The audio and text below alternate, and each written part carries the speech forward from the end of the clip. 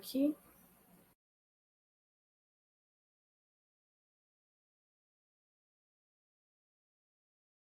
E aqui. Aí coloquei a apresentação, slides. Pronto? Pronto. Boa tarde a todos. Gostaria de cumprimentar, agradecer a vocês que estão aqui presentes, a nossa web de ciclo de toxicologia clínica. E hoje a gente então vai ter a oportunidade de ouvir sobre o tema de intoxicação botulínica. Antes de apresentar a professora doutora Andréa Alves, gostaria de destacar aqui qualquer sugestões ou críticas ao nosso SIG, escrever ali camiloguidoni@uel.br, tá? E nas notas compartilhadas tem lá todas as informações. Durante a palestra, por favor, escrevam aí no chat ou no item de perguntas quais são as dúvidas, considerações, para que ao final da fala do palestrante a gente possa discutir. Reforço que o nosso SIG, então, ele é via RUT, né, Rede Universitária de Telemedicina. E hoje, então, contamos com a presença da professora doutora Andréa Alves Santos. Ela é médica graduada pela Faculdade de Tecnologia e Ciências de Salvador, na Bahia, infectologista pelo Programa de Residência Médica do Hospital das Clínicas, Salvador, médica plantonista do Ciatox, Bahia, até conversando agora nos bastidores, foi estagiária da época de graduação, no mesmo Ciatox. Atualmente ela cursa pós-graduação em Imuno e Microbiologia pela Inesp, e ela é sócia da Sociedade Brasileira de Infectologia e da SBTox. Professor André, novamente gostaria de te agradecer por ter aceito o nosso convite, agradecer ao Ciatox Bahia também por estar colaborando, né, com uma temática junto a essa nova programação do SIG de Toxicologia Clínica de 2025. Então você terá em torno aí de 1 hora para fazer a sua apresentação, e após isso nós temos 30 minutos para debater as perguntas e questionamentos que os participantes possam, porventura, ter colocado ali no chat. A palavra está contigo, obrigado. Boa tarde, Camilo, né? Boa tarde, pessoal. Eu que agradeço, né, a oportunidade de estar falando de um tema, né, que abrange duas áreas da medicina que eu amo, que é a toxicologia e a infectologia. Então, a intoxicação botulínica, ela também é conhecida como botulismo, e é uma intoxicação provocada por uma toxina que uma bactéria produz. O botulismo é uma doença neuroparalítica grave, né? Ela é ocasionada pela toxina da bactéria Clostridium botulinum. Essa toxina, ela tem uma ação neurotrópica, ou seja, ela tem uma predileção, ela tem um tropismo pelas células nervosas. Essa toxina, ela é considerada a única toxina que é letal por ingestão. O botulismo não é uma doença contagiosa, ou seja, ele não passa, né, de pessoa para pessoa, de humano para animal, animal para humano, e é uma doença que não gera imunidade. Então, quem tem um botulismo, né, não gera uma imunidade duradoura. Essa pessoa, ela está propícia a ter novamente uma outra intoxicação. É claro, né, que é um grande azar, já que o botulismo é uma doença muito rara, né, e tem uma mortalidade muito alta. Então, a distribuição do botulismo é mundial. Ela ocorre em todos os locais do globo. Ela aparece sob a forma de casos esporádicos ou surtos coletivos. É uma doença que tem uma alta gravidade e, por isso, ela é considerada uma emergência médica e um problema de saúde pública. Um diagnóstico precoce, né, associado à rápida administração da antitoxina, que é o soro antibotulínico, reduz muito a chance do paciente, né, ir a óbito ou ficar com alguma sequela. Então, no caso de suspeita de uma intoxicação botulínica, é importante que o profissional de saúde que esteja atendendo esse paciente se comunique de uma forma rápida com a vigilância epidemiológica. De onde surgiu o termo botulismo? Então, o termo botulus, em latim, significa salsicha. Isso se deve ao fato da primeira descrição da doença, né? Ela aconteceu no século XVIII, na Alemanha, e foi observado um surto, né, de uma doença neurológica associada ao consumo de salsicha de produção caseira. Por isso que o nome do botulismo é esse. Então, essa bactéria, ela foi inicialmente descrita, né, pelo microbiologista Van Hermegen, na Bélgica, no ano de 1987. E ele descreveu a bactéria a partir de um surto também da doença neurológica, né, associada ao consumo de presunto contaminado. Foi nessa ocasião que foi descoberta a toxina do tipo A. Eu vou falar mais à frente, mas a toxina do tipo A, além de ser a toxina, né, do botulismo mais envolvida, ela também é a que causa maior gravidade. Em 1904, foi identificada a toxina tipo B, que é a segunda mais comum. Em 1976, né, foi identificado o botulismo infantil, que atualmente nós denominamos de botulismo intestinal. Na década de 80, foram relatados casos em pacientes usuários, né, de drogas inalatórias, injetáveis, a partir de ferimentos. E o soro, né, a antitoxina botulínica, ela começou a ser produzida aqui no Brasil pelo Instituto Butantan em 1972. Falando da epidemiologia no Brasil, entre os anos, né, de 2007 a 2024, nós tivemos confirmados, né, ou seja, não foram casos suspeitos, foram casos que foram realmente confirmados como botulismo, no total de 112 casos. Desses 112 casos, 23 evoluíram para óbito, né? Se a gente fizer uma porcentagem, né, da quantidade de óbitos aí relacionada ao número total, gira em torno de 20%, é uma mortalidade alta, né? No Brasil, a maioria dos casos, né, do botulismo, eles estão associados ao consumo de alimentos contaminados com a toxina do botulismo. A toxina mais envolvida é a toxina do tipo A, e o alimento que foi mais associado, né, ao botulismo aqui no Brasil é a conserva caseira. Em 2001, o botulismo passou a ser uma doença, né, de notificação compulsória, ou seja, quem está atendendo o paciente tem uma obrigação, né, de informar uma autoridade de saúde que está diante de uma suspeita, né, de botulismo, tá?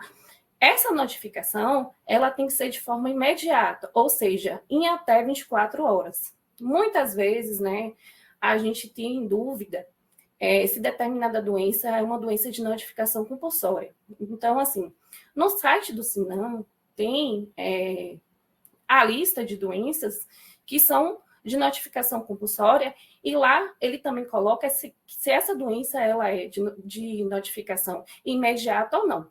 Então, no caso de haver dúvida, né, atendi um caso de sífilis, atendi um caso de HIV, atendi um caso de hepatite, de dengue, de zika, né, procure ali na lista, veja se essa doença ela é de notificação compulsória, isso é muito importante para a vigilância.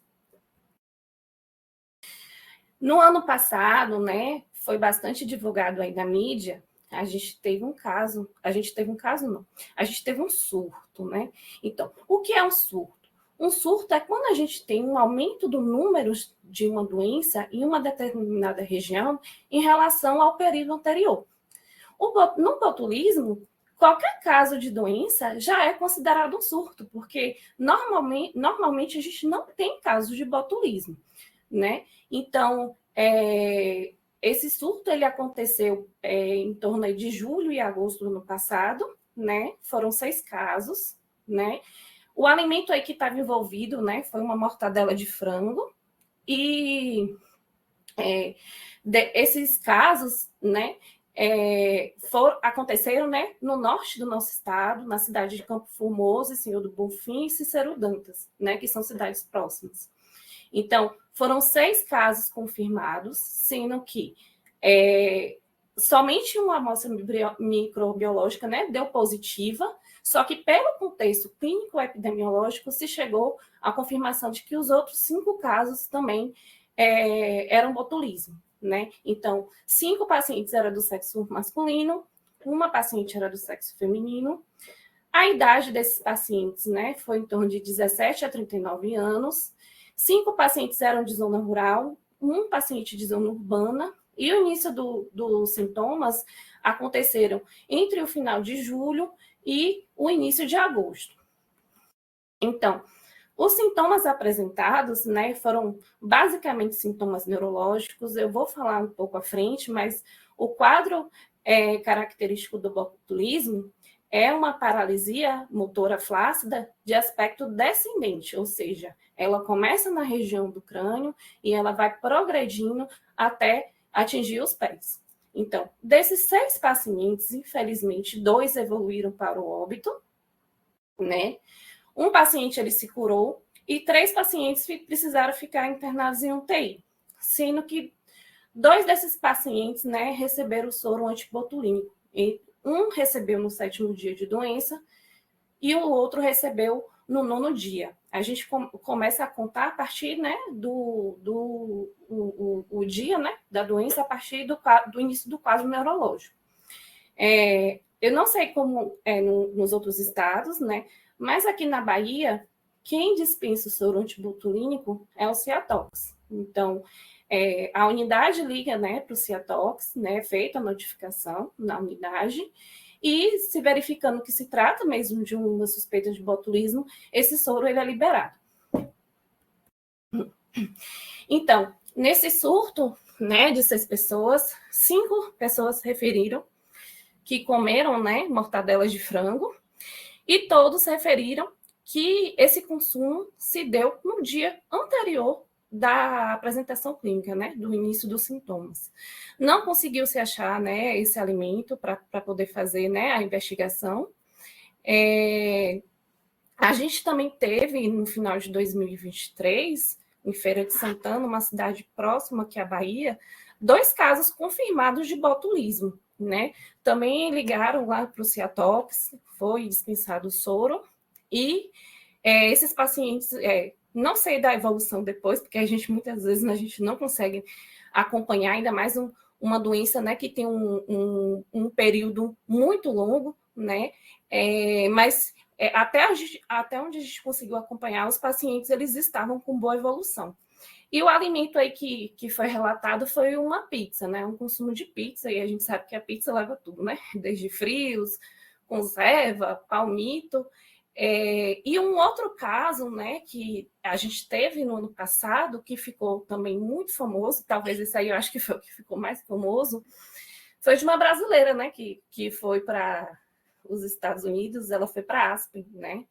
E ela foi em dezembro de 2023. Inicialmente ela ia ficar lá 4 meses, só que essa programação dela acabou sendo interrompida, porque em fevereiro de 2024 ela fez um consumo, né, de uma sopa lá industrializada, provavelmente esses miojos, né, cup noodles, e essa brasileira ela desenvolveu botulismo, né?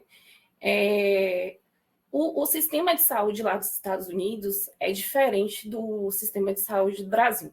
Então, lá nos Estados Unidos não tem SUS, né? Não tem Sistema Único de Saúde. Então, o serviço de saúde pública lá tem uma série de restrições, né?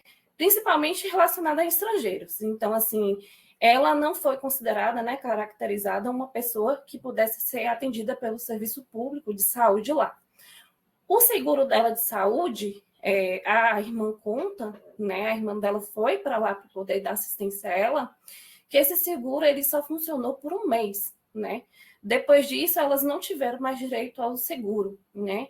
E aí a gente viu até campanhas, né, para poder arrecadar dinheiro, vaquinha, para ela poder voltar para o Brasil, né? Fazer um translado em UTI aérea e voltar para o país dela. Nesse contexto, o próprio hospital que ela estava internada ofereceu, né, arcar com os custos do translado para cá, porque a conta dela lá já estava em $2 milhões, né? Ela já estava com uma dívida de R$10 milhões. Eu sei que ela voltou para o Brasil, que ela ficou internada no hospital em São Paulo, mas eu também não tenho, assim, notícia, né, da evolução dela, né? A gente sabe que o botulismo é uma doença, né, com um período muito longo, então o tempo de recuperação leva meses. Então, é importante lembrar que o botulismo não é causado pela bactéria em si, e sim pela toxina que ela produz, né? Então, é uma intoxicação botulínica. O Clostridium, ele é um bacilo, né? Eu costumo lembrar aí do bacilo, eu faço uma comparação com, né, Os Cheetos, né, aquele salgadinho da Elma Chips, né, ele tem um formato aí de bastonete, né, levemente curvo, pode ser reto também. É uma bactéria que é gram-positiva, né, ou seja, ela cora no gram, e é uma bactéria que é anaeróbia, ou seja, ela sobrevive em meios sem oxigênio. Essa bactéria também, ela tem o poder, né, de formar esporos. O que são esporos? Esporos, né, são fases da bactéria em que ela é capaz de resistir às adversidades do meio. Então, é como se ela criasse uma capa para se proteger, né, e ficasse ali quietinha, inativa. Então, essa forma, ela é capaz de resistir a temperaturas altas, né? É interessante também a gente saber que os esporos eles não produzem a toxina. Então, essa forma inativa da bactéria não produz toxina. A forma que produz a toxina é a forma vegetativa, que é a forma ativa da bactéria. O Clostridium, né, ele pode ser encontrado em diversos meios. Então, pode ser encontrado em solo, sedimentos de lagos e mares, vegetais, frutas, mel, né, xaropes de mel, intestinos de mamíferos, peixes e vísceras de crustáceos. Então, quais são os fatores que promovem o crescimento dessa bactéria? Um pH alcalino próximo do neutro, uma temperatura ótima, que seria uma temperatura, né, ideal para o crescimento da bactéria, de 37 graus, e uma atividade de água em torno de 0,95 a 0,97. Então, a atividade de água é a disponibilidade de água no alimento, né, que promove o crescimento bacteriano. Então, os esporos, eles são muito resistentes ao calor, à temperatura, e eles são inativados apenas em um aquecimento de 120 graus Celsius por 20 minutos. Já a toxina, que é produzida pela forma ativa da bactéria, ela é, né, inativada pelo calor em uma temperatura em cerca de 80 graus por um tempo de 10 minutos.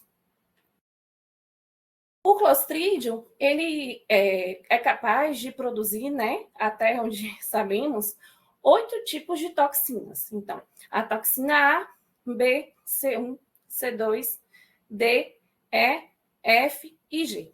Sabemos que não são todas que causam doença no humano. Então, apenas a toxina A, que é a mais comum e mais letal, a toxina B, que é a segunda mais comum, a F, que não é comum, e a F, que é muito rara, né, podem causar doença no humano. Os tipos C e D causam doenças em aves e mamíferos. O tipo E em peixes e o tipo G a gente não tem nenhuma patogenicidade descrita. Existem algumas cepas, né, do Clostridium botulinum que são capazes de produzir 2 tipos de toxina ao mesmo tempo. Então, já foi descrito, né, cepas que produziam a toxina A e B ao mesmo tempo, e a B e F também ao mesmo tempo. Todos os tipos, né, dessas toxinas podem causar quadros graves e fatais, mas sabemos, né, como eu falei, a toxina A ela é que está mais associada à gravidade. A toxina botulínica, ela é conhecida como a toxina mais letal do mundo, né? Ela tem uma dose letal de 1 por 100 nanogramas. O CDC, né, que é o Serviço de Prevenção e Controle de Doenças, né, americano, ele classifica a toxina botulínica como categoria A, ou seja, alta prioridade, né, como uma arma biológica, ou seja, uma arma que é produzida a partir de micro-organismos. Então, como eu falei, o botulismo ele não é causado diretamente pela bactéria, e sim pela toxina que ela produz. Eu vou mostrar uma imagem mais à frente, eu acredito que seja mais interessante para entender, mas é importante lembrar que a toxina ela tem 2 cadeias, a pesada e a leve. A cadeia pesada, ela funciona como se fosse uma chave, né, para a leve. Então, a cadeia pesada, ela se liga no receptor, né, da membrana pré-sináptica da célula, e ela permite que a cadeia leve ela seja englobada, né, pelo citoplasma celular dessa célula. E é a cadeia leve, né, que vai causar um bloqueio na liberação da acetilcolina na fenda sináptica. E essa diminuição da liberação da acetilcolina que vai levar o quadro neurológico do botulismo. Então, nós sabemos, né, que o impulso nervoso, ele acontece através das sinapses. As sinapses nada mais é do que uma comunicação entre dois neurônios, ou um neurônio, uma célula, por exemplo, motora, uma glândula, um receptor de um órgão, e é como se estivesse, né, passando uma mensagem para as duas células, de um neurônio para o outro, ou para uma célula, ou para uma glândula, e esse impulso nervoso continuar a se propagar. Então, as sinapses, elas podem ser elétricas e elas podem ser químicas.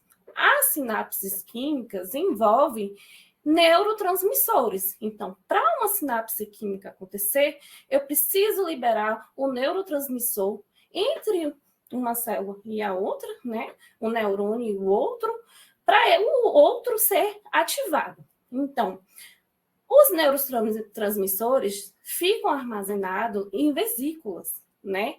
Então, a acetilcolina, que é o que a toxina botulínica impede de ser secretada, ela é impedida de sair dessa vesícula. Essa vesícula ela não se rompe e esse neurotransmissor não é liberado na fenda sináptica. É aqui que acontece exatamente a fisiopatogenia da doença, né? Se o neurônio ele não é ativado, ele não vai ter a propagação do impulso nervoso e a célula ela não vai exercer, né, sua ação. No caso aqui de um receptor de uma célula muscular, um receptor nicotínico, o músculo ele não vai contrair.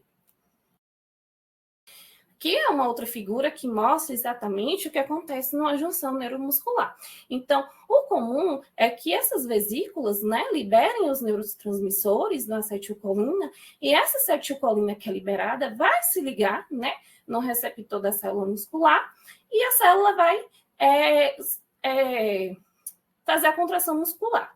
Então, para esses neurotransmissores serem liberados, nós precisamos, né, de proteínas que clivem essas vesículas. Então, essas vesículas elas só se rompem através da ativação dessas proteínas, né? Então, o botulismo, né, ele age justamente nessas proteínas. Ele impede que essas proteínas, né, quebrem a vesícula e a vesícula libera essa acetilcolina, tá? Então, essa figura aqui, ela representa exatamente o que acontece, né? Então, a gente tem a toxina botulínica, a gente tem aqui a cadeia pesada, que é a maior, a cadeia leve. A cadeia pesada se liga, né, no receptor da toxina botulínica, ela puxa para dentro da célula a cadeia leve, e a cadeia leve dentro do citoplasma celular, ele impede, né, que essas proteínas que clivam as vesículas, né, rompam a vesícula e a acetilcolina ela não é liberada. Então, se a gente não tem acetilcolina, né, na fenda sináptica, a célula muscular ela não vai ser ativada.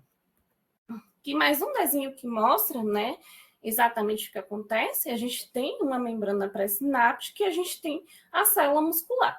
Normalmente, se tem uma vesícula que contém acetilcolina, e essa acetilcolina vai ser excretada na fenda sináptica, né? Os receptores vão ser ativados e o músculo vai funcionar.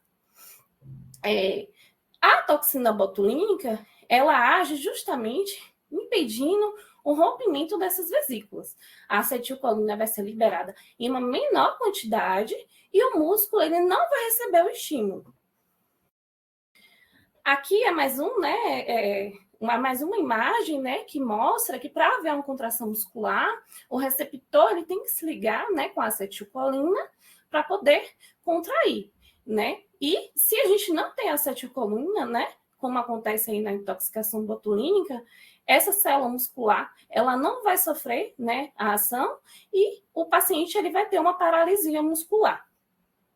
É importante também lembrar que o botulismo é uma doença de sistema nervoso periférico, tá? A toxina botulínica, ela não é capaz de atravessar a barreira hematoencefálica. Então, o nível de consciência desse paciente é preservado. Ele não vai ter, né, sintomas de comprometimento de sistema nervoso central. Nós temos, né, os 12 pares de nervos cranianos que às vezes a gente se confunde pela localização de achar que faz parte do sistema nervoso central. Mas não, eles fazem parte do sistema nervoso periférico, tá? E é justamente nesses pares de nervos cranianos que a toxina botulínica ela vai começar a exercer seu efeito. Então, nós temos, né, o sistema nervoso, né, autônomo, que funciona por conta própria, ele não precisa de um estímulo, né, que a gente estimule. Então, um exemplo disso é o intestino, né? O intestino ele funciona, ele contrai normalmente, a gente não precisa estar mandando ele contrair, né? E a gente tem desculpa, né? A gente tem o sistema nervoso motor. Então, esse sistema nervoso motor é que a gente consegue sim controlar. Então, é o ato da gente poder caminhar, da gente poder correr, né, de fazer uma contração. Então, a toxina botulínica, ela age, né, na membrana pré-sináptica do sistema nervoso periférico, motor e autônomo. Então, os modos de transmissão são importantes para a forma clínica da doença, né? Eu vou falar mais à frente, mas a gente tem algumas formas. O botulismo alimentar, a pessoa ela ingere a toxina já formada, né? A intoxicação ocorre com o consumo, né, de alimentos que são contaminados pela toxina já formada. Os alimentos que são mais envolvidos são conservas vegetais, né? Palmito, picles, pequi, principalmente feitos de forma artesanal. Os cárneos cozidos, curados ou defumados também, principalmente de forma artesanal, né? E aí falamos, né, do presunto, da salsicha, e os pescados defumados e raramente os enlatados industrializados, né? Apesar das pessoas terem muito medo, né, dos enlatados, né, que são vendidos, né, em supermercado, a gente não tem uma associação muito forte. A gente tem uma associação mais forte realmente com essas conservas, né, caseiras. Aqui é uma imagem, né, que mostra quais são os alimentos, né, que estão mais envolvidos, né, com a forma de transmissão alimentar. O botulismo intestinal. O botulismo intestinal antigamente era conhecido como botulismo infantil, né? Eu coloquei aqui a foto do mel. O mel é um alimento, né, que está bastante envolvido nesse tipo de transmissão. E aqui não ocorre a ingesta da toxina já formada. Aqui ocorre a ingesta de esporos, né? Que são aquelas bactérias na sua forma nativa. Então, essa bactéria inativa, ela no intestino de uma pessoa que tem uma imaturidade intestinal, ela vai encontrar o meio, né, para se transformar na sua forma ativa e ali ela vai produzir a toxina. Então, no botulismo intestinal, a toxina ela é produzida e absorvida no intestino, né? Geralmente, as pessoas que estão envolvidas, né, nesse tipo de intoxicação botulínica são pessoas que têm algum comprometimento, né, da microbiota intestinal. Então, crianças menores de 1 ano, pessoas que têm acloria gástrica, pessoas que têm questões, né, doenças intestinais, como a doença de Crohn, e pessoas que têm um desequilíbrio aí da microbiota intestinal, por exemplo, pessoas que fazem uso de antibióticos por um tempo muito longo. Outra forma de transmissão do botulismo é através de ferimentos. Então, no botulismo de ferimentos também existe uma contaminação pelos esporos, tá? Então, os esporos eles vão encontrar ali um ambiente, né, favorável para se transformar na sua forma ativa, sua forma vegetativa, e vão produzir a toxina que vai ser absorvida no próprio ferimento. Então, essa forma é rara, né? Ela já foi relatada em pacientes que fazem uso de drogas, né, injetáveis ou inalatórias, que têm lesões, né, nasais, né, por conta aí, né, do uso da droga. Pessoas que têm úlceras crônicas e aí vai pé diabético, né, pacientes com doença vascular periférica, esmagamento de membro, principalmente quando aí se tem um contato com o solo que está contaminado, e ferimentos profundos que são mal vascularizados. Então, essa ausência, né, do oxigênio nesse tipo de ferimento se torna um meio para a bactéria, né, se transformar na sua forma ativa e produzir a toxina. O botulismo iatrogênico, né, acontece quando temos, né, uma absorção da toxina botulínica na corrente sanguínea através do uso para fins terapêuticos, né, e estéticos. Então, o Botox, né, que é muito conhecido, ele nada mais é do que a toxina botulínica, né, formulada para a gente utilizar aí no tratamento, né, de verrugas e linhas de expressão. Então, a intoxicação botulínica por botulismo iatrogênico geralmente está relacionado a produtos clandestinos, né, produtos que não são liberados pela Anvisa. Ou quando se tem uma dose inadequada, né, em um intervalo, né, entre essas doses muito curto. O botulismo por aerolização faz parte, né, do arsenal de armas biológicas, mas ele só tem, né, descrito na literatura 3 tentativas que foram falhas, né, graças a Deus, no Japão aí na década de 90.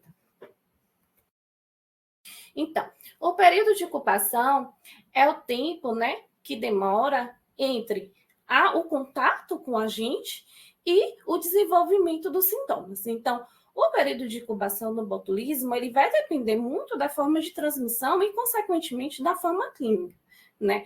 Períodos de incubação curtos, né, eles estão associados a uma maior gravidade e um risco de óbito maior. Então, no botulismo alimentar, a média, né, do período de incubação é entre 12 a 36 horas, mas pode demorar, né, até 10 dias. O botulismo por ferimento tem um período de incubação longo, né, em média aí de 7 dias.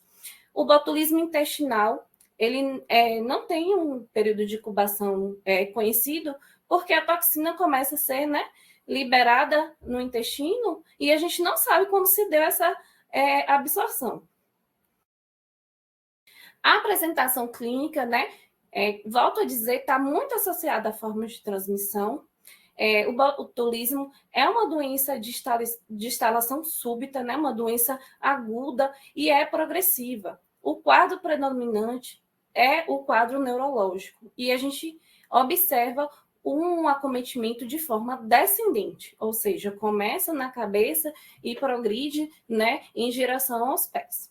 É importante lembrar, né, que na intoxicação botulínica, o paciente ele está com nível de consciência preservado. Então, esse paciente ele está ouvindo, ele está sentindo, né?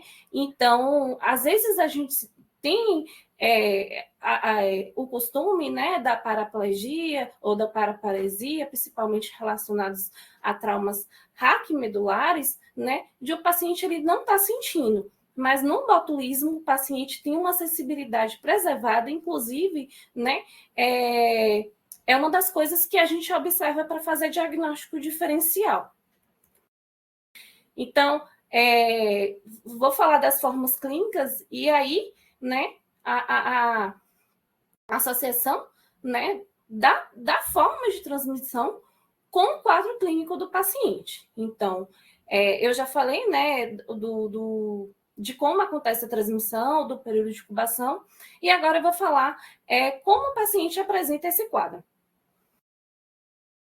Então, o botulismo alimentar, ele é de longe, né, o mais comum. O paciente geralmente começa com um quadro gastrointestinal inespecífico, então o paciente ele pode ter náuseas, vômitos do abdominal, até diarreia, né?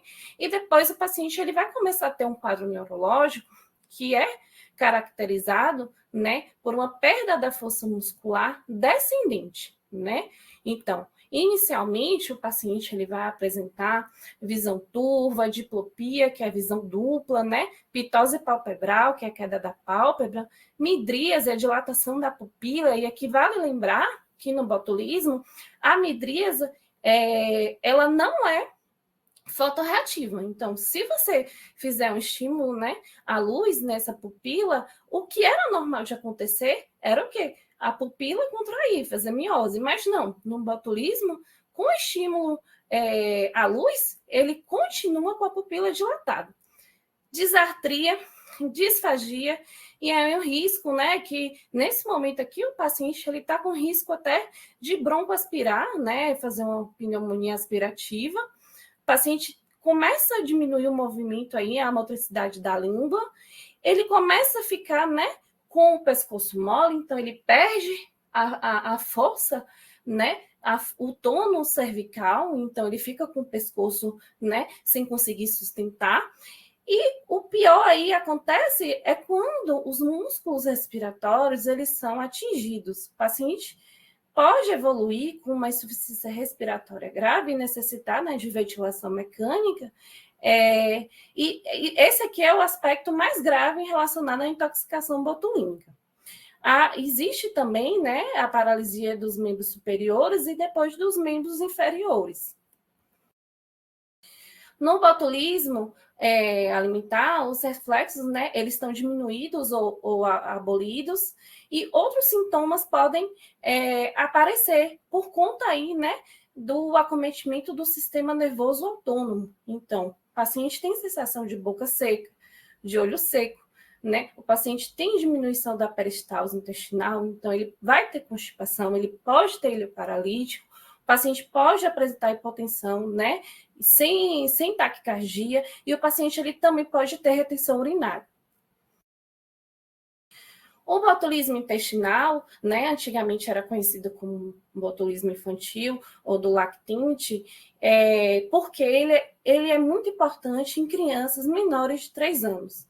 Por isso que o mel ele é contraindicado, né, nessa faixa etária, pelo risco de estar contaminado aí com os esporos e no intestino produzir toxina, causando o botulismo. Então, na criança, a gente vai observar um quadro clínico, né, relacionado à sua idade. É claro que essa criança ela não vai conseguir, né, informar para a gente como um adulto informaria. Então, a gente vai perceber uma criança, né, que não consegue chorar direito, tem um choro fraco, uma criança que não consegue mamar direito, né, não consegue segurar a chupeta, uma criança que está irritada, pode estar hipoativa, essa criança pode ter constipação, pode ter diminuição também, né, na força motora, tanto de membros inferiores quanto de membros superiores, tem hiporreflexia também, e essa criança, ela também pode evoluir com insuficiência respiratória.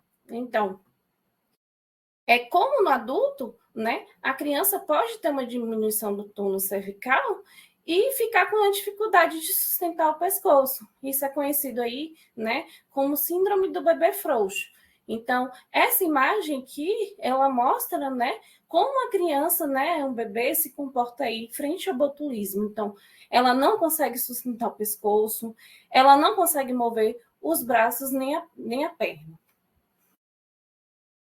Então, o botulismo intestinal ou botulismo infantil, né, ele pode causar um quadro que varia de leve a alta gravidade. Então, a criança, o paciente, pode ter um quadro de constipação leve e até uma síndrome de morte súbita, né? Então, muitas vezes a gente fala, né, que criança não pode mel, não pode, até os 3 anos não pode. Muitas vezes as pessoas não entendem o porquê, né? Acham que é uma besteira, mas não é. O risco, né, desse mel aí estar contaminado com os esporos dessa criança não ter uma maturidade intestinal para lidar com isso é muito importante.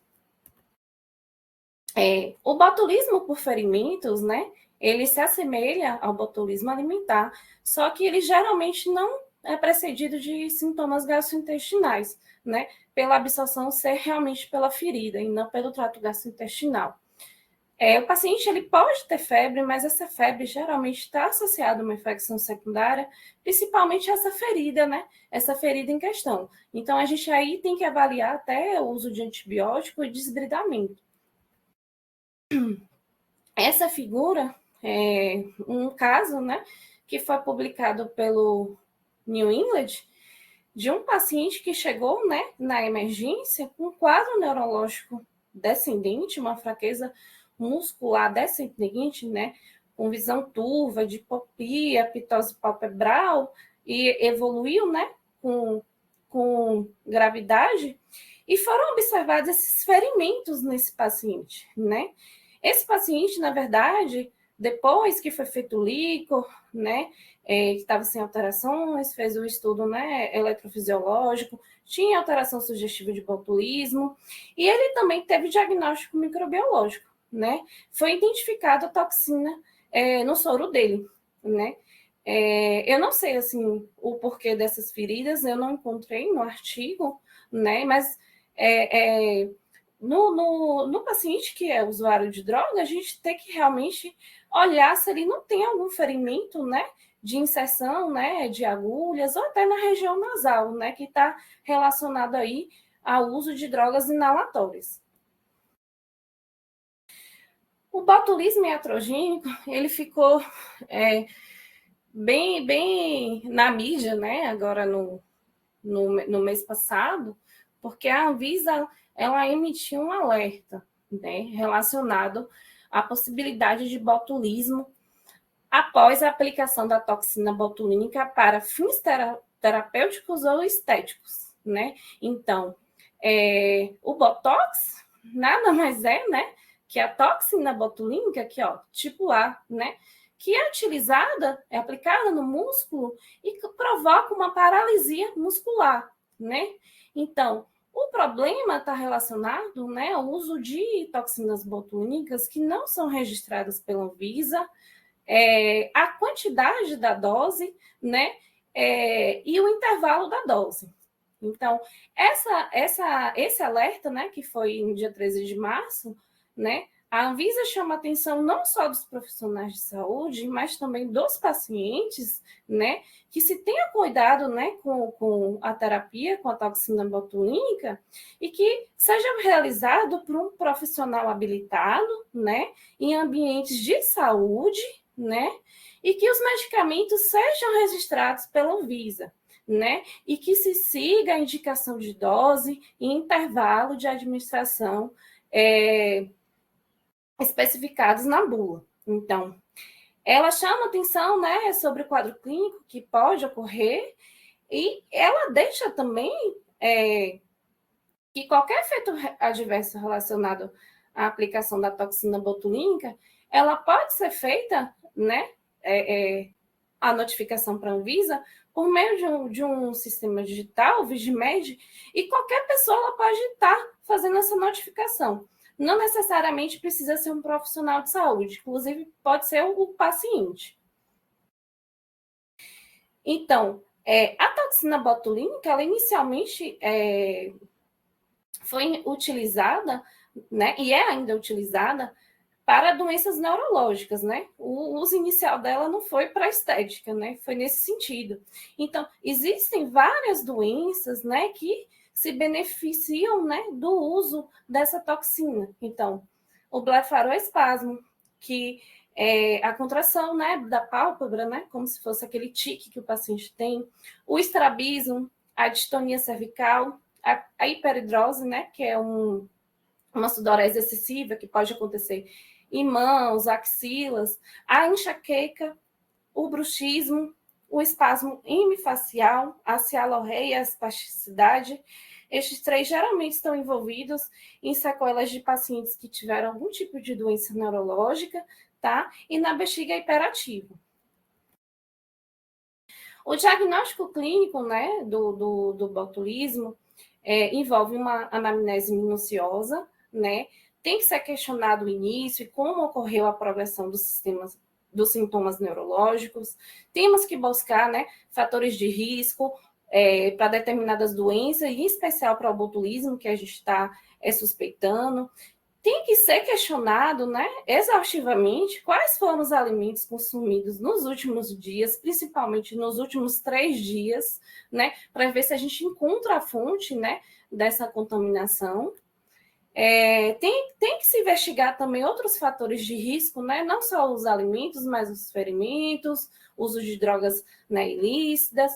Temos que questionar se existe alguém em casa, ou alguém na escola, alguém no trabalho, né, que teve um sintoma, né, semelhante, ou se até a própria unidade recebeu algum paciente com um quadro semelhante. Temos que observar outros sintomas, né? Geralmente, esses sintomas aparecem. Então, o paciente ele pode estar desidratado, ele pode estar com constipação, distensão abdominal, e ele pode até apresentar febre, que não é muito comum, mas pode apresentar.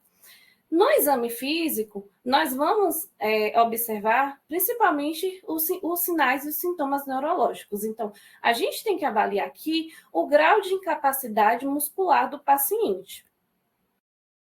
Como eu falei, né, a intoxicação botulínica, inicialmente, nós temos o comprometimento dos pares de nervos cranianos.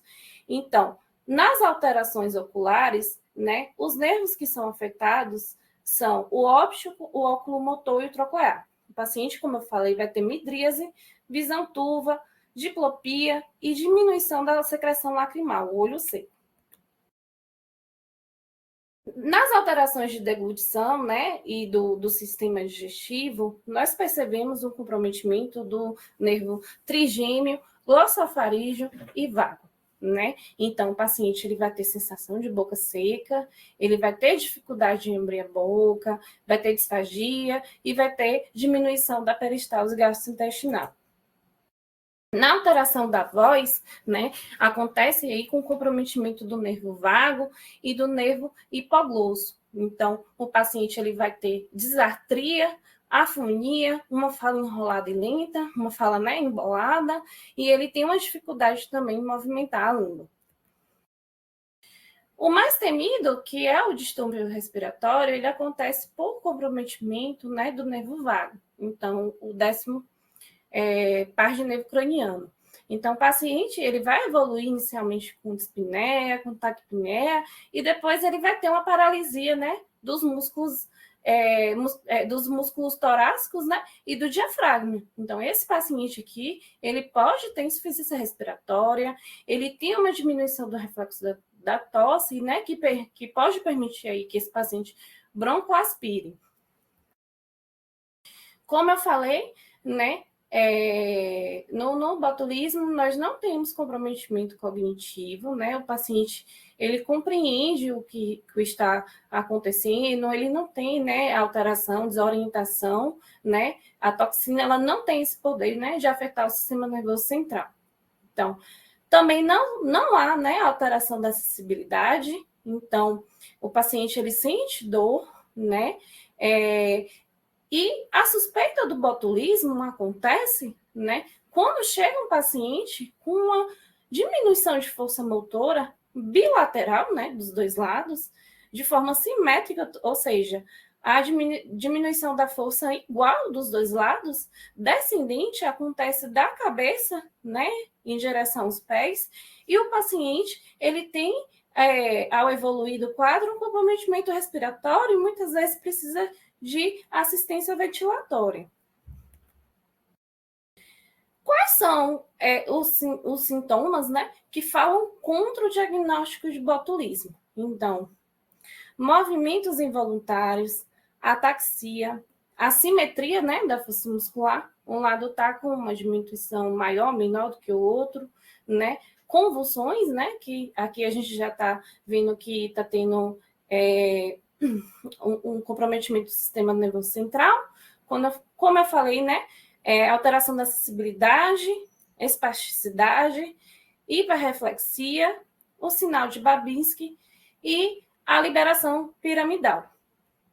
Então, dentre os diagnósticos diferenciais do botulismo, eu chamo a atenção para 3 doenças. A síndrome de Guillain-Barré, a síndrome de Miller-Fisher, que é uma variante da síndrome de Guillain-Barré, e a miastenia gravis, né? Então, a síndrome de Guillain-Barré é uma doença neurológica que possui causas múltiplas, né? A causa que está mais envolvida aí com a síndrome de Guillain-Barré é uma infecção pelo Campylobacter, né? Então, geralmente esse paciente ele tem um quadro de diarreia prévio ao quadro neurológico.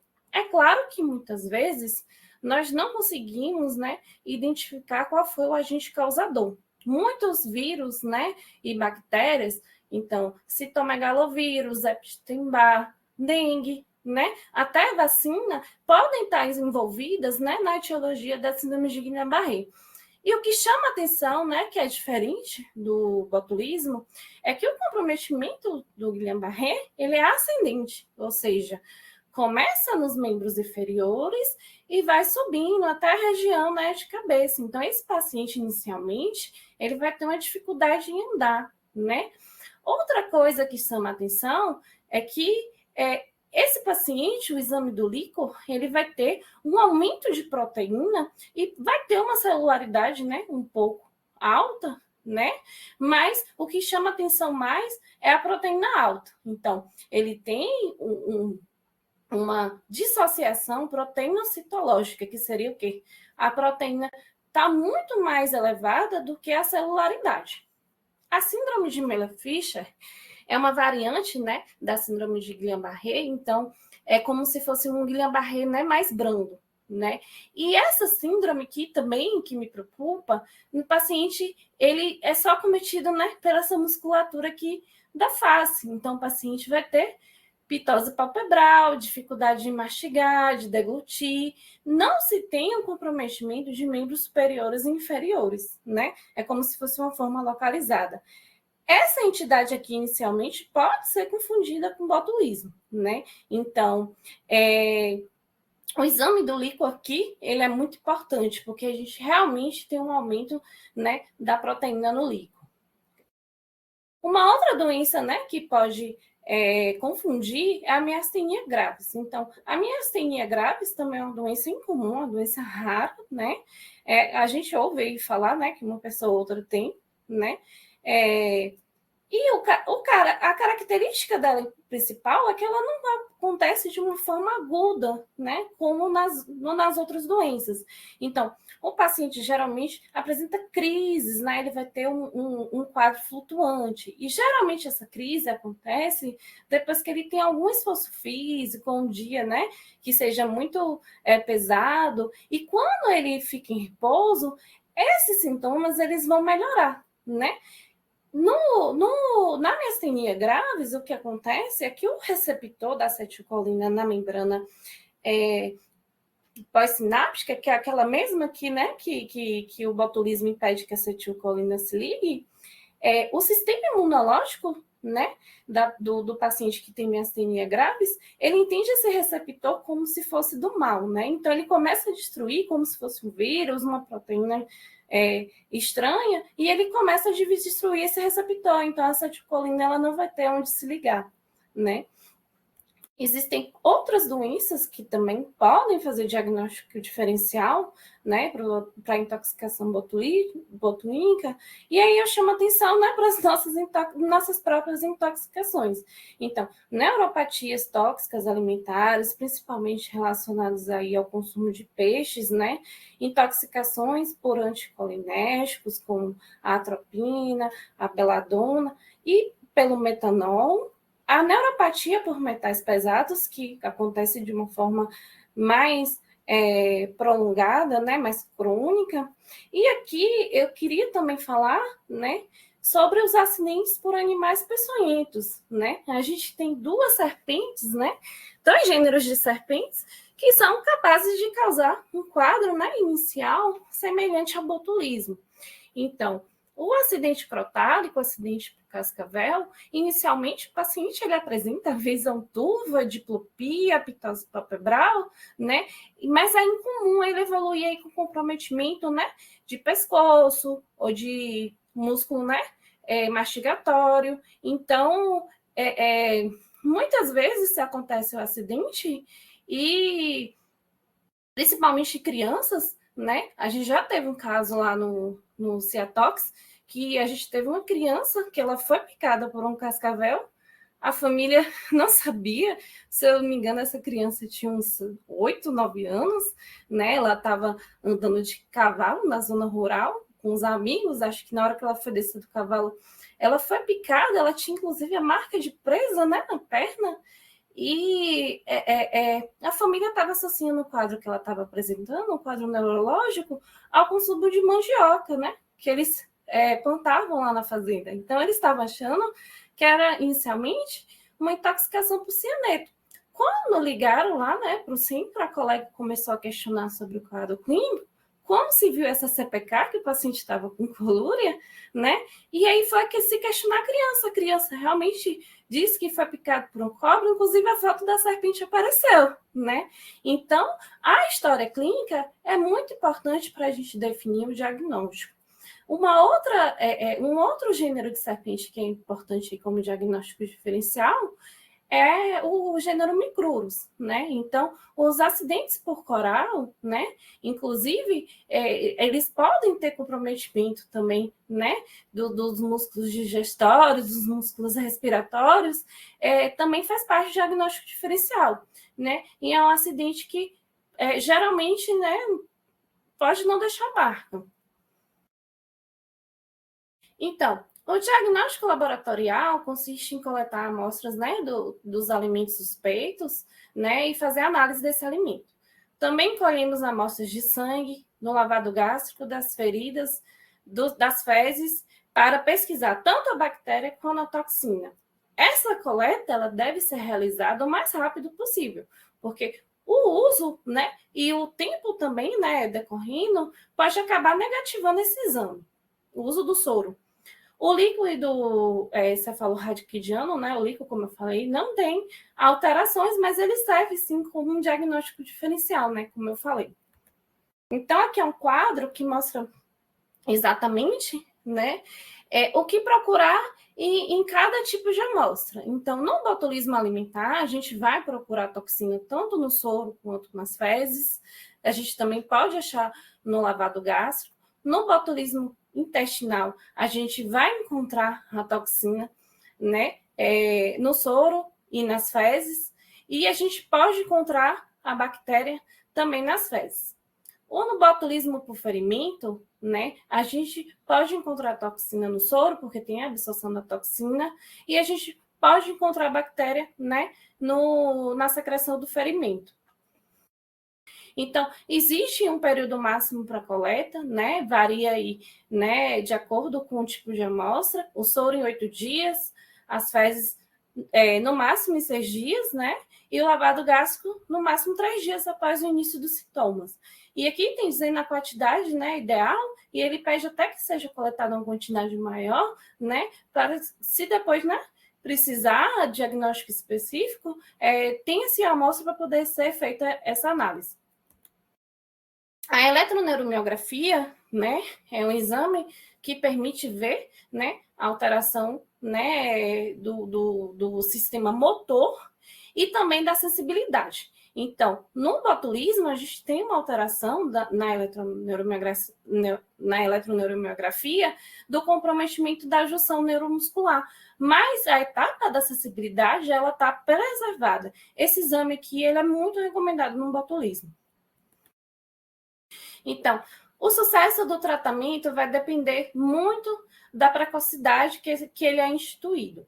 Não devemos aguardar exames para confirmar, né?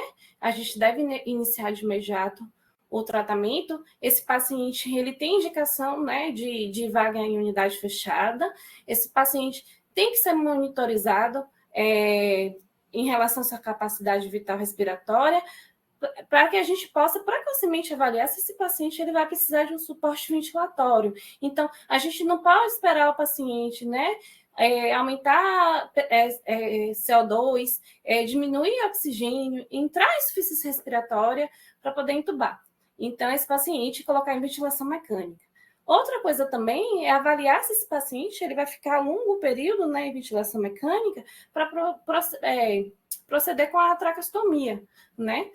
Então, dos casos de botulismo, cerca de 30% a 50% dos pacientes vão precisar de assistência ventilatória. Então, é uma doença, né, paralítica de longa duração, precisa de um cuidado, então, na prevenção de formação de escaras, nos dispositivos invasivos, né, no risco de infecção hospitalar. Esse paciente ele precisa de um aporte nutricional, ele não consegue deglutir, tem que ser passada sonda nasogástrica, esse paciente tem que ser hidratado, né, temos que fazer reposição de eletrólitos. No caso de botulismo por ferimentos, temos que avaliar a necessidade de desbridamento. E uma coisa importante é o suporte emocional desse paciente. Imagine que você está lá, né, bem, e de repente você fica com seu corpo paralisado, né, de uma hora para outra. Então, isso aqui mexe muito com o paciente, gera uma carga emocional muito grande, e esse paciente, né, quando ele não está entubado, é claro, que não está sedado, ele está consciente, e ele vai ficar no hospital um tempo prolongado, né, muitas vezes tem alta com home care para fazer tratamento em casa. O antibiótico. O antibiótico ele só é indicado no botulismo por ferimento, né? Então, ele impede, né, o crescimento dessa bactéria na ferida. No botulismo intestinal, a gente não indica o antibiótico. Ele pode agravar o quadro, porque quando se tem a morte da bactéria lá do intestino, as toxinas que estão no interior dessa bactéria, elas são liberadas e o paciente ele pode ter uma piora do quadro clínico. Então, os antibióticos que não são indicados, são proscritos, por conta aqui de efeitos, né, neurotóxicos. Então, os aminoglicosídeos, amicacina, gentamicina e as tetracinclinas, elas são proscritas no contexto do botulismo. O tratamento específico, a antitoxina, o soro antibotulínico. Aqui no Brasil, né, quem produz é o Instituto Butantan. Nesse soro, temos a antitoxina, né, para o tipo A e tipo B. Então, esse soro, né, ele é um soro heterólogo, ou seja, são de proteínas equinas, né, são imunoglobulinas equinas, são de outra espécie, né, e o Ministério da Saúde, ele disponibiliza em todo o estado, né, uma quantidade, né, de ampolas, caso aconteça o surto. Inclusive, no ano passado, quando a gente teve o surto aqui de botulismo na Bahia, que me informaram que o soro foi de avião, né, para a cidade, por conta dessa rapidez da administração. Então, ele tem que ser administrado da forma mais precoce possível e ele só é recomendado até o 7º dia do início do quadro neurológico. Então, o soro, ele só serve para neutralizar a toxina que ainda está circulante. Aquela toxina que entrou na membrana pré-sináptica e já causou aquele estrago, o soro ele não tem efeito, né? Então, esses receptores sinápticos já foram destruídos, eles precisam ser restabelecidos para o paciente evoluir aí com a recuperação. Como eu falei aqui na Bahia, né, a dispensação do soro é feito pelo Ciatox, né, através do contato telefônico e o registro, né, da ocorrência. O soro antibotulínico é administrado na dose de uma ampola, né, que tem 20 ml, e essa ampola ela é diluída na proporção de 1:10 para correr em 1 hora. A dose é igual para adultos e crianças, esse soro não tem contraindicação grávida, tá? Deve ser realizado, né, em ambiente hospitalar, sob vigilância médica, por conta do risco, né, de reação de hipersensibilidade. Então, reações alérgicas, elas acontecem em cerca de 10%, né, das infusões desse soro. E a pré-medicação, né, aqui a gente orienta, né, fazer corticoide antihistamínico antes da infusão, para poder prevenir essas reações de hipersensibilidade. Então, aqui é uma foto, né, da caixinha do soro que a gente tem lá no Ciatox. Então, o soro antibotulínico, né, para as toxinas A e B, bivalente.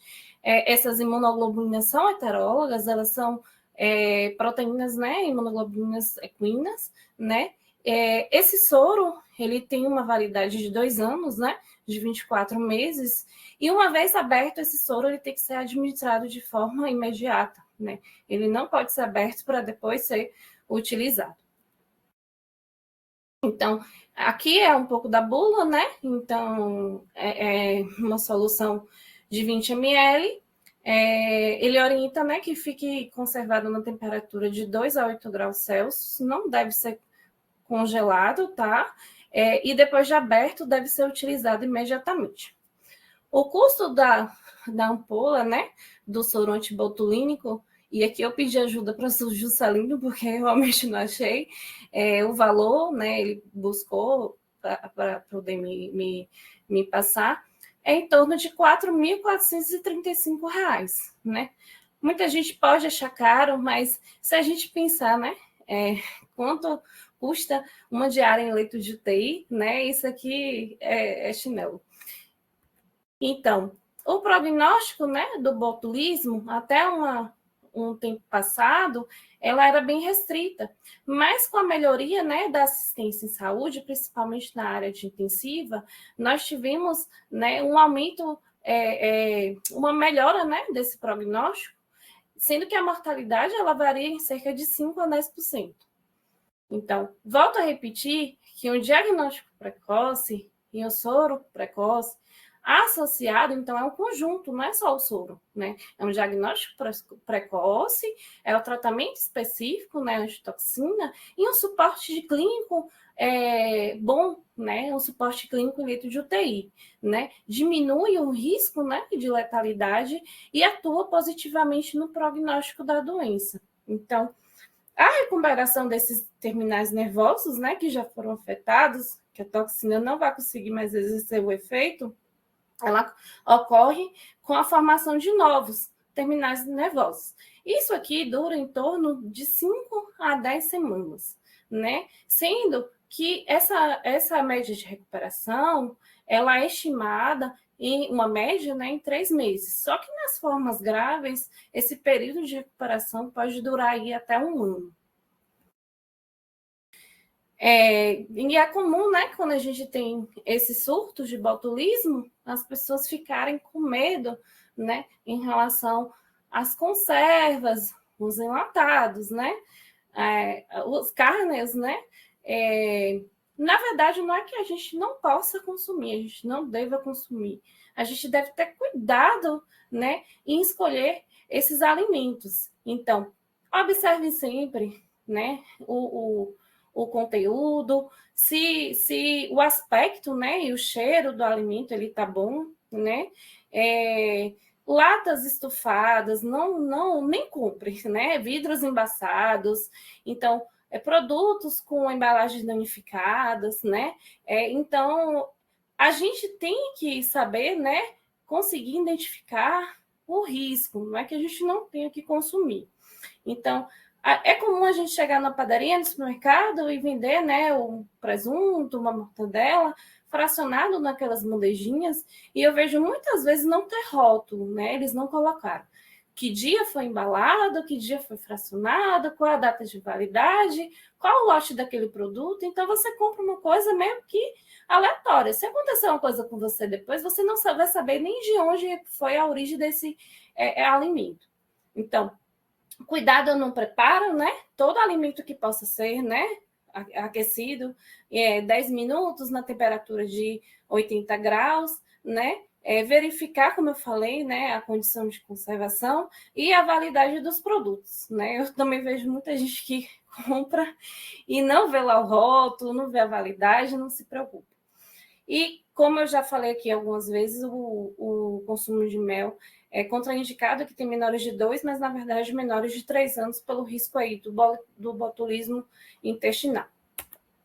Aqui, por último, eu vou falar, né, sobre a notificação do botulismo. Então, como eu falei, o botulismo é uma doença de notificação compulsória. Então, precisamos, né, obrigatoriamente avisar a vigilância epidemiológica que temos um quadro de botulismo. E isso serve para a rede pública ou privada, viu? Hospital público ou privado. Temos que notificar.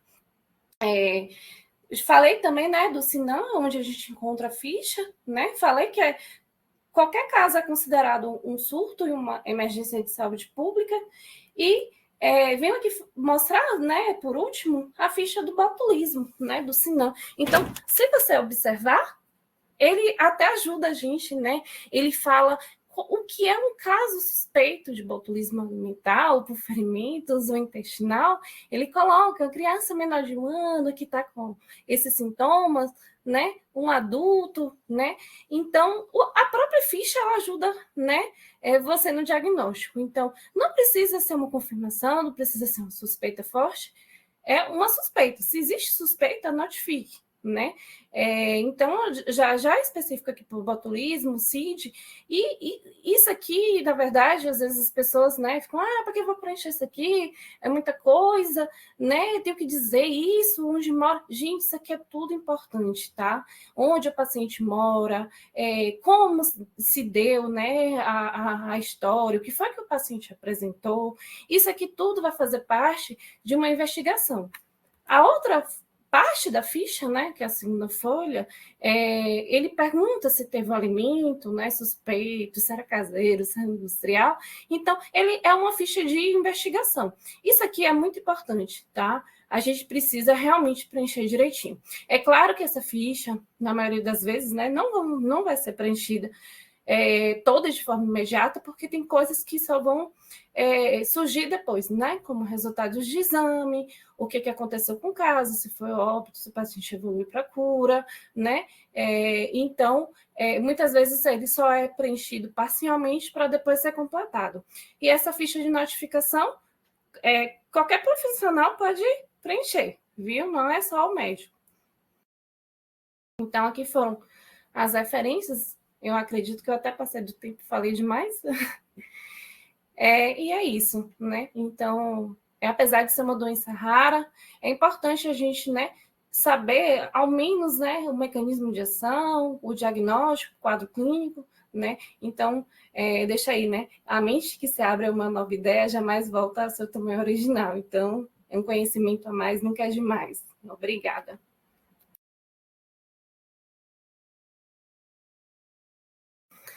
Obrigado pela brilhante apresentação, super didática, bem completa. Gostei bastante, aprendi bastante com você. Muito obrigado pelo compartilhamento de conhecimento com a gente aqui no SIG, tá? Posso começar as perguntas aqui? Pode, eu fiquei até com medo de não estar falando direito, porque eu estava sem a segunda tela, né? Não, foi super tranquilo, tudo certo. Certo. Olha, o Renan, ele pergunta assim, ó, a marcha no botulismo inicial tem alteração? Não, a marcha inicialmente ela não está alterada, né? Como eu falei, o comprometimento ele é descendente, então ele começa na região de crânio e aí segue, né, em direção à região de pés, crânio e caudal. Na síndrome de Guillain-Barré que acontece o contrário, né? O paciente ele vai ter um comprometimento inicial da motricidade dos membros inferiores, né? Com uma dificuldade de deambular, e aí vai progredir, né? Ascendendo, né? Então, no botulismo, o quadro inicial é realmente a questão das questões, né? Os sintomas visuais e a fraqueza, né? Da musculatura da face. Beleza. Eu tinha algumas perguntas, mas você foi respondendo sobre número de ampolas, sobre tempo mínimo, diagnóstico diferencial, né? Daí uma pergunta que eu fiquei curioso de saber é que você falou que ano passado o Brasil teve em torno de 100 e pouco, 113 de casos, né, confirmados de botulismo, desses em torno de 20, 23 acho que vieram a óbitos, né? E teve uma parte da sua apresentação que você colocou o tempo de recuperação do paciente, né? Pode chegar até 1 ano, 12 meses, alguns pacientes, dependendo da gravidade. Em relação às sequelas, fica alguma sequela dos pacientes? Temos relatos disso? Ou feito o tratamento corretamente, administração do soro antibotulínico a tempo, nós temos aí a recuperação total da qualidade de vida e recuperação do paciente? Então, esse número de casos, na verdade, foram casos confirmados, não foram casos suspeitos, né? Os casos suspeitos são maiores, né? A confirmação relacionado aí, né, ao diagnóstico microbiológico e até o contexto clínico epidemiológico. Então, esses casos foram de 2007 a 2024, né? Esses casos confirmados. Esses pacientes eles geralmente ficam internados, né, por um tempo prolongado, né? Como eu falei, eles podem até ter alta para home care e fazer o acompanhamento em casa. É claro que vai depender muito da dinâmica, né, da família e da condição relacionada ao home care, né, e fazer essa assistência. Então, como eu falei, né, quem faz uso do soro mais precoce, quem tem uma assistente à saúde de uma forma mais precoce, vai evoluir com a resolução do quadro neurológico de uma forma mais curta, né? E o contrário acontece. Quem tem uma maior dificuldade de assistência de saúde, quem tem uma hora de fazer o soro, não faz o soro, né? Quem procura a emergência mais tardiamente, aí vai ter uma chance, né, de evoluir com o óbito ou até com sequelas. Então, as sequelas também vão depender muito, né, da questão do internamento. Como eu falei, são pacientes que são crônicos, né, que estão em leitos de UTI, e várias coisas podem acontecer até relacionadas a assistente à saúde. Então, se falando do botulismo em si, né? Sim, os receptores, as terminações nervosas, elas são restabelecidas e o paciente ele volta, né, a estabelecer sua vida como antes. Mas tudo também vai depender do que acontece, né? Eu costumo dizer, né, como infectologista, que quando a gente coloca o pé no hospital, tudo pode acontecer, né? Então, o paciente pode ter uma infecção hospitalar, ele pode ter uma outra complicação, pode ter distúrbio hidroeletrolítico, né? Então, vai depender muito de como o paciente ele vai evoluir em relação a isso. É claro que eu acredito, né, que a quantidade da toxina, né, que o paciente ele ingere também vai ser um fator determinante. Nesse surto aqui que a gente teve na Bahia, teve um caso que o paciente ele evoluiu com melhor e teve alta, né? Então, cada caso é um caso. Em geral, se recupera sim. Inclusive, tem uma paciente, né, que ela teve botulismo e ela tem um Instagram e ela compartilha muito sobre essa questão da evolução dela, né, e você vê que ela realmente recuperou, né, o tempo aí de recuperação dela foi em torno de 1 ano. Obrigado. Você começou falando lá no início da sua apresentação, diplopia, pitose palpebral, eu falei, então o acidente crotálico aí depois você faz uma correlação ali no diagnóstico diferencial, ficou bem legal, tá? A Ana Clara, ela disse que no início a internet dela estava instável e acabou não conseguindo. Ela pergunta para você o seguinte: o botulismo tipo A e B são diferenciados laboratorialmente? Sim, são. E que se consegue identificar através de amostras, né, o tipo da toxina botulínica. Perfeito. Enquanto isso, eu vou dando uma lida aqui para cima. Então, ó, o Juscelino, parabéns, André, excelente explanação. A Gisele Cipulo, parabéns, doutor, excelente aula, super didático, amei. O Wellington colocou parabéns pela aula, obrigado. O Henrique, aula excelente. Letícia, excelente aula, obrigado. O Renan também, agradeceu a resposta. A Marlene Zanin, parabéns, demonstrou durante a aula muito domínio do assunto. Temos aqui o Henrique agora perguntando: a incidência do botulismo pode ter relação com insegurança alimentar? Por exemplo, a procura por alimentos próximos ao vencimento e etc. Sim, a conservação, né, como eu falei do alimento, ele é muito importante, né, nesse aspecto. E aí eu chamo a atenção bastante a esses alimentos que são feitos, né, de formas caseiras, né, que são feitos de forma doméstica, são feitos em casa e são comercializados aí, né, sem sem nenhum rigor, né. Então, alimentos com má conservação, né, alimentos com densidade, com validade vencida, não sei, próximo ao vencimento, porque teoricamente falando, o alimento até o vencimento ele está sim propício ao consumo. A questão às vezes, muitas vezes, é até como esse alimento ele vai ser armazenado depois. Então, assim, eu, às vezes, eu sou infecto, mas eu não sou muito chata, não, mas tem umas coisas que eu vejo, assim, que, né? Então, às vezes, eu vou na casa de alguém e eu abro lá a geladeira de um amigo, de um parente, e tá lá o presunto na bandeja, né? Aberto, né? Aquela casquinha chega em volta. Ou então você pega o presunto tá lá verde, com aquele cheiro horrível, e a pessoa diz que tá, não, pode consumir, tá tudo certo. Então, isso aí também acontece muito porque a gente não fiscaliza, né? Eu realmente sou chata nessas situações, e isso é importante, né? A gente precisa saber o que a gente está realmente comendo. Legal, Andréia. A Ana Clara falou que entendeu a sua resposta anterior e parabenizou pela excelente explicação e o Henrique agradece também. E com isso, então, né, acho que encerramos aqui as manifestações no chat. Eu gostaria de te agradecer novamente pela disponibilidade, por estar com a gente hoje, né?